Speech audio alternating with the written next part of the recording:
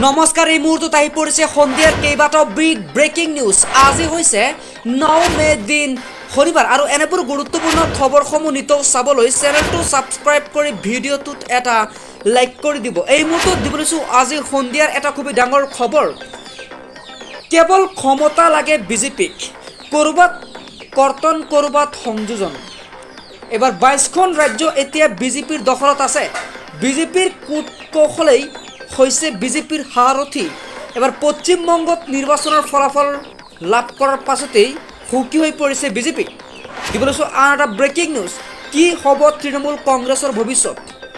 এবাৰ পৰাজয়ৰ পিছত কিদৰে আগবাঢ়ি যাব মমতা বেনাৰ্জী? যিহেতু মমতা বেনাৰ্জীক বৰখাস্ত কৰা হৈছে, কিয়নো মমতা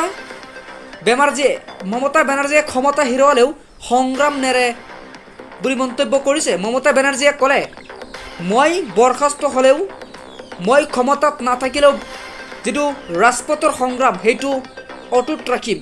ক্ষমতা হেৰুৱাই পুনৰ ৰাজপথত সংগ্ৰাম কৰিব বুলি মন্তব্য কৰিছে পশ্চিমবংগৰ প্ৰাক্তন মুখ্যমন্ত্ৰী মমতা বেনাৰ্জী। দিবলৈছোঁ আন এটা ব্ৰেকিং নিউজ।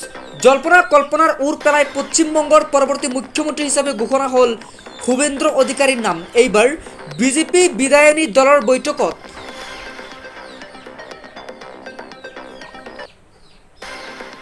সৰ্বসন্মতিক্ৰমে নেতা নিৰ্বাচিত হৈছে অধিকাৰী। আজি দিনৰ 11 বজাত ৰাজ্যৰ প্ৰথমখন বিজেপি মুখ্যমন্ত্ৰী হিচাপে শপত গ্ৰহণ কৰিছে শুভেন্দ্ৰ অধিকাৰীয়ে। পৰৱৰ্তী খবৰ, কৰোনাৰ পিছত আকৌ এবাৰ নতুন ভাইৰাছৰ আতংক।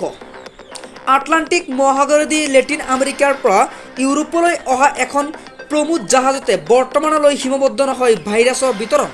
আৰু এই জাহাজখনৰ ভিতৰতে একেলগে 3গৰাকীকৈ যাত্ৰীৰ মৃত্যু হোৱাৰ খবৰ আহি পৰিছে। তাৰে ভিতৰত ভাৰতৰ 2গৰাকী ব্যক্তিও জাহাজখনত আছিল বুলি জানিব পৰা গৈছে। আন এটা খবৰ, কংগ্ৰেছ দল প্ৰতিখন গাঁৱৰ ভিতৰতে আছে আৰু সদায় কংগ্ৰেছ দলে ৰাজ্যৰ বাবে আগবাঢ়ি যাব অথবা মাত মাতি যাব। এবাৰ গৌৰৱ গগৈ কেইবাটা মন্তব্য কৰিছে।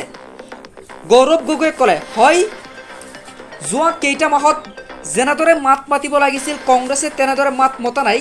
তাৰ বাবে ৰাইজে আজি সম্পূৰ্ণ সুযোগ দিয়া নাই, কিন্তু আগন্তুক দিনত এনে নহয়, পৰৱৰ্তী সময়ত সুযোগ দিব বুলি মন্তব্য কৰিছে গৌৰৱ গগৈয়ে। আন এটা খবৰ, আজিৰ দিনটো NDAৰ বাবে এটা উল্লেখযোগ্য দিন, কিয়নো আজিৰ পৰা পশ্চিমবংগত শান্তি শৃংখলা ঘূৰি আহিব বুলি মন্তব্য কৰা হৈছে। আজি আজাৰৰ ভট্টপাৰাৰ মনসা মন্দিৰত পূজা অৰ্চনা কৰিব হিমন্ত বিশ্ব শৰ্মাই। তাৰ পৰা পূজা অৰ্চনা কৰি ৰওনা ল'ব কলকাতালৈ, এই বুলি মন্তব্য কৰিছে হিমন্ত বিশ্ব শৰ্মাই। তাতে পূজা অৰ্চনা কৰি হিমন্ত বিশ্ব শৰ্মাই কলকাতালৈ ৰওনা হ'ব।